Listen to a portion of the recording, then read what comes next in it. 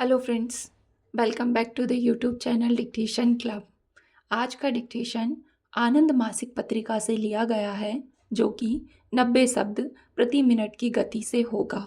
अगर आपको इसकी प्लेलिस्ट चाहिए तो नीचे डिस्क्रिप्शन बॉक्स में मिल जाएगी, और अगर आपको इसकी पीडीएफ अलग से चाहिए तो उसकी लिंक भी आपको नीचे डिस्क्रिप्शन बॉक्स में मिल जाएगी। उससे आप टेलीग्राम ज्वाइन कर लीजिएगा और टेलीग्राम में आपको पीडीएफ मिल जाएगी। और अगर आपको डिक्टेशन पसंद आता है तो वीडियो को लाइक ज़रूर करें और चैनल को सब्सक्राइब कर लें, ताकि भविष्य में आने वाले डिक्टेशन भी आपको मिलते रहें। तो ज़्यादा समय ना लेते हुए डिक्टेशन स्टार्ट करते हैं 5 सेकंड के बाद।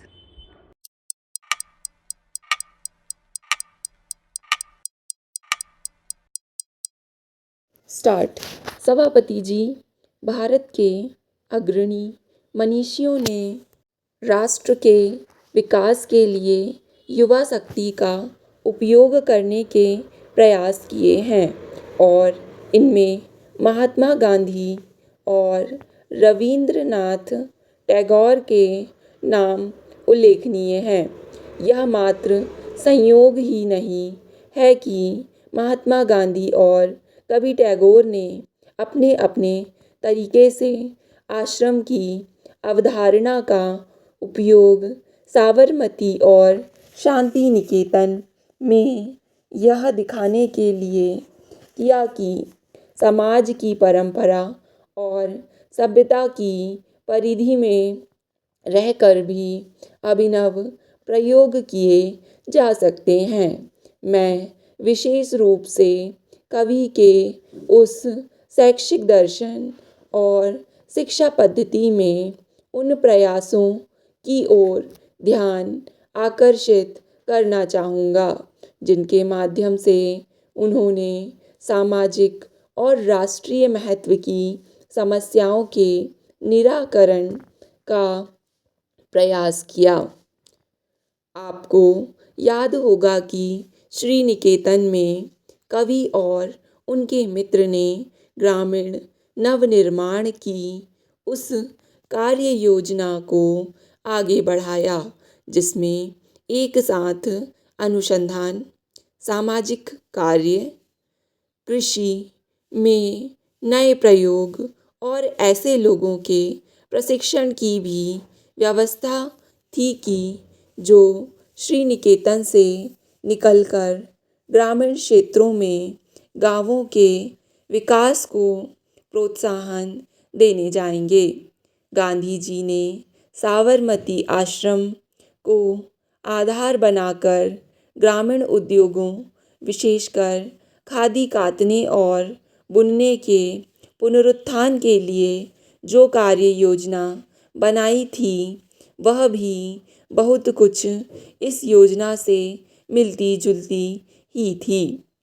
यद्यपि इन दोनों महान चिंतकों में पारंपरिक उद्योगों का आधुनिकीकरण जैसे कुछ विषयों पर मतभेद थे, लेकिन उनका लक्ष्य यह था और दोनों ने ही अपने विचारों को मूर्त रूप देने के लिए आश्रम को आधार बनाया।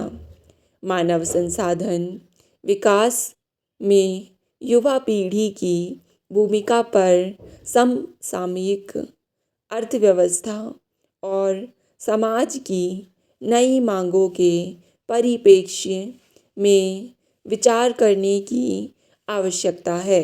संभवतया युवा पीढ़ी की भूमिका पर और युवा पीढ़ी को संसार से परिचित कराने वाले शैक्षिक संस्थानों की भूमिका पर पुनर्विचार करते समय हमें रविंद्रनाथ टैगोर के शांति निकेतन में किए गए शैक्षिक प्रयासों के मूल में उनके दर्शन के अध्ययन से बहुत लाभ हो सकता है। हमें अपने लिए चिंतन और कर्म का आधार टैगोर जैसे महान नेताओं के कार्यों और परंपराओं को बनाना होगा। ऐसे कौन से क्षेत्र हैं जिसमें शिक्षित युवा पीढ़ी मानव संसाधन विकास और मोटे तौर पर समाज के निर्माण में उल्लेखनीय भूमिका निभा सकती हैं। शायद ऐसी गतिविधियों के लिए 3 सर्वाधिक महत्वपूर्ण क्षेत्र हैं: निरक्षरता उन्मूलन, गैर सरकारी संगठन और स्वयंसेवी संगठन।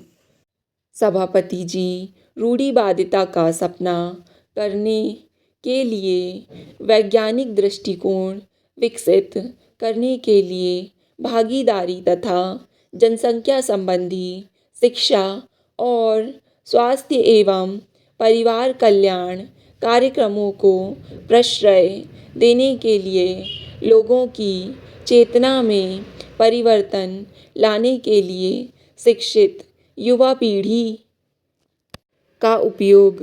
यह कतिपय उदाहरण ही है, लेकिन इनके अंतर्गत आने वाली गतिविधियां वास्तव में बहुत व्यापक हैं। साधनों के अभाव के कारण निःसंदेह अनेक कठिनाइयां हैं। समूची राष्ट्रीय नीतियों के ढांचे में इन अवरोधों को यथासंभव दूर करना हमारा लक्ष्य रहा है। शिक्षा इस दृष्टि से अभी हमारे लिए सर्वाधिक महत्वपूर्ण क्षेत्र बना हुआ है। शैक्षिक संस्थाओं की आवश्यकता की ओर हमें ध्यान देना होगा, क्योंकि शिक्षा में निवेश ही देश के विकास से अभिन्न रूप से जुड़े मानव संसाधन विकास का आधार है। राष्ट्रीय साक्षरता मिशन के अंतर्गत पूरे देश में निरक्षरता उन्मूलन के लिए एक विशाल कार्यक्रम शुरू हो चुका है। जिन जिलों में मिशन और अपने कार्यक्रम चला रहा है, वहाँ पर विश्वविद्यालय अपने युवाओं की शक्ति को इस ओर लगा सकते हैं। युवा क्रियाकलापों को इस क्षेत्र में सर्वाधिक महत्वपूर्ण पहलू जनसमूह को आधारभूत साक्षरता की शिक्षा देने वाले ज्ञान केंद्रों में सम्मिलित होने के लिए उत्साहित करने हेतु उपयुक्त वातावरण का निर्माण होना चाहिए।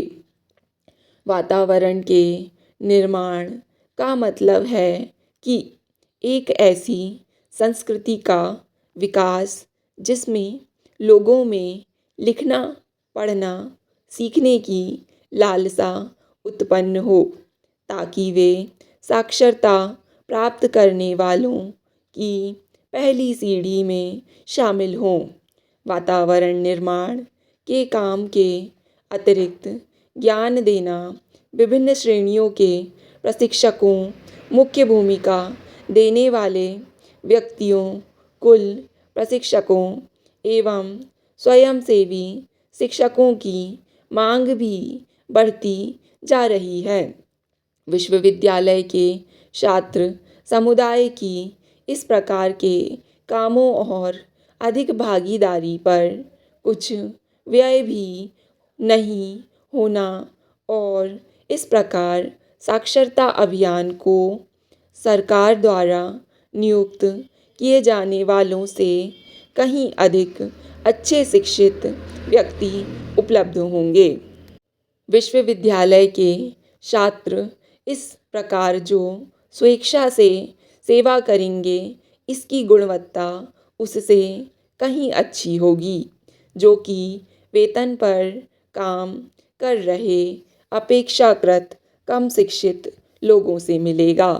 इन्हीं कारणों से यह अत्यंत महत्वपूर्ण है कि युवा पीढ़ी को और अधिक आभास इस बात का हो कि राष्ट्रीय साक्षरता अभियान में उनकी सेवाओं को कितनी भारी आवश्यकता है। देश में व्यापक रूप से चारों ओर फैली अज्ञानता में विश्वविद्यालय ज्ञान सेतु की भूमिका निभाते हैं। स्टॉप।